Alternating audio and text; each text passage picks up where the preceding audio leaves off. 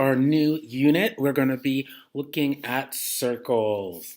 So this is going to be our last unit before we have our third midterm. And so this unit has 3 objectives. So there's going to be 3 parts to our standards quiz this unit in about 2 weeks.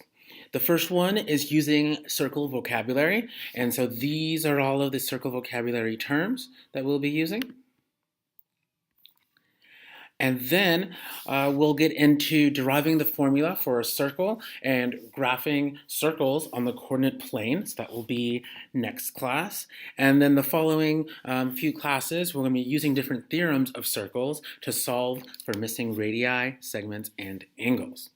So let's get into using some circle vocabulary. So some of these terms you might have heard before, but now we're going to break them down a little more and see what they are.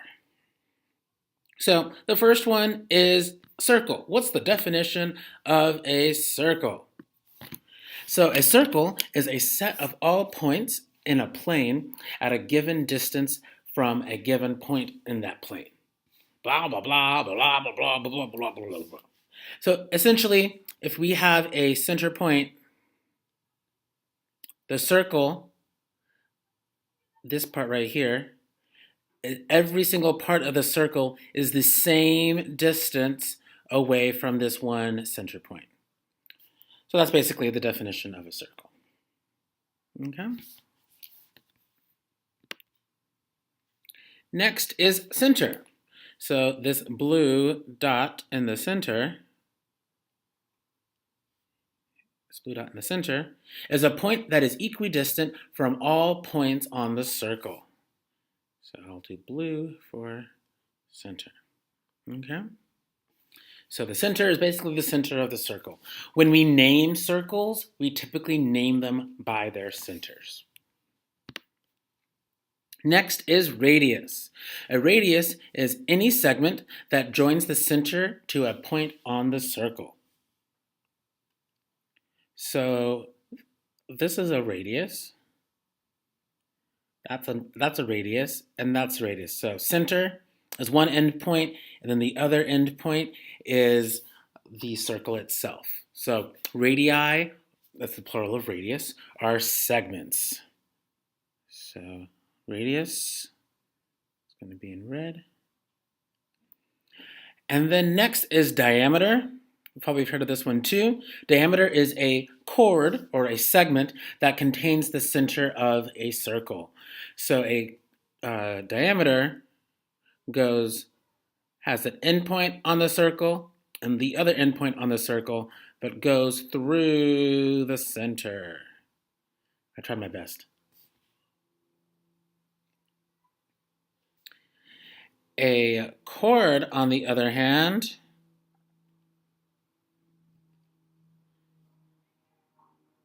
is a segment whose endpoints lie on the circle. So this one would be a chord, the segment. Keywords here so far, so radius, diameter, and chord are all segments. So chord is this yellow line right here. You might want to write out the word chord instead. Oh, I forgot to make the radius green. Let's do that. Boom. All right. So next is a secant. So a secant is a line, remember line goes on forever, that intersects a circle in 2 places. Okay, now I need to come up with a new color. Come on. So this is a secant. Oops.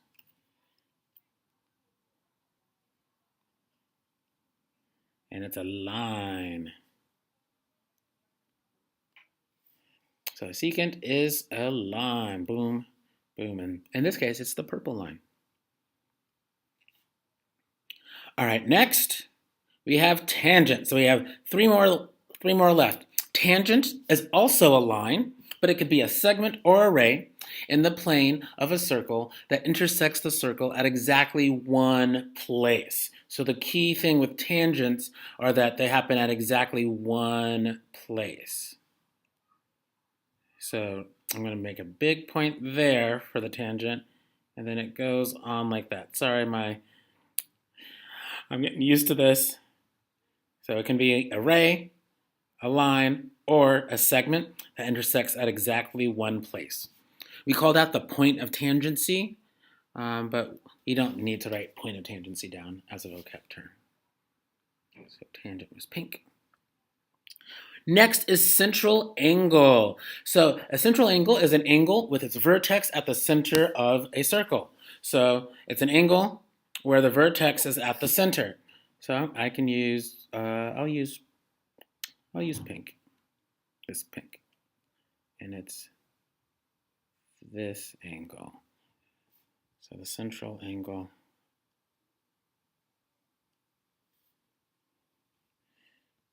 This is harder than it looks, not gonna lie. This is pink angle, and this is another central angle.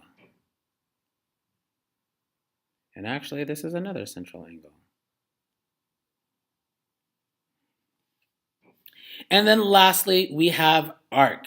Arc is a curved portion of the circle. Oh, I can use this color. So this is an arc right there and right there. Oops. Well, going along the circle right there, right there, right there, right there. Going along the circle, that's the curved portion. We call that an arc. All right, so those are basically the vocab terms. Now we're going to do a little bit of a practice, so please pause and wait, and please pause the video in a second and try to do the closure. I hope you did, and I hope you try to do these problems. So in circle A, the circle is named after its center. We want to name two radii. So remember, radii are segments, so we need to make sure that we use our segments. So let's see, AD, AF, AB, and AC are all radii, but we have to make sure that we use them as segments. So segment AD, with a bar over it, segment AF,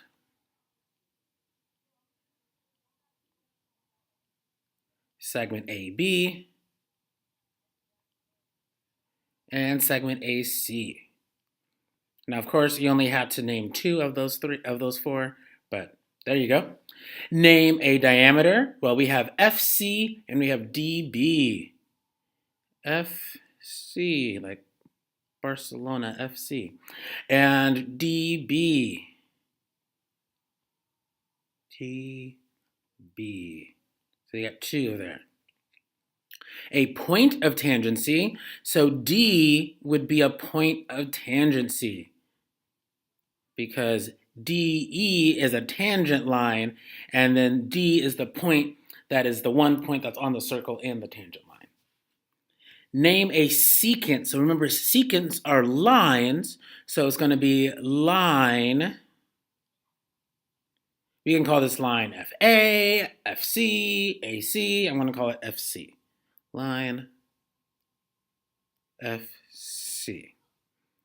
And then why is FC not a chord? Because it's a line. If it was a segment, then it would be a chord.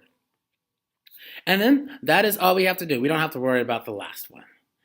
All right, and that is the circles vocabulary that we will be using for the rest of this unit.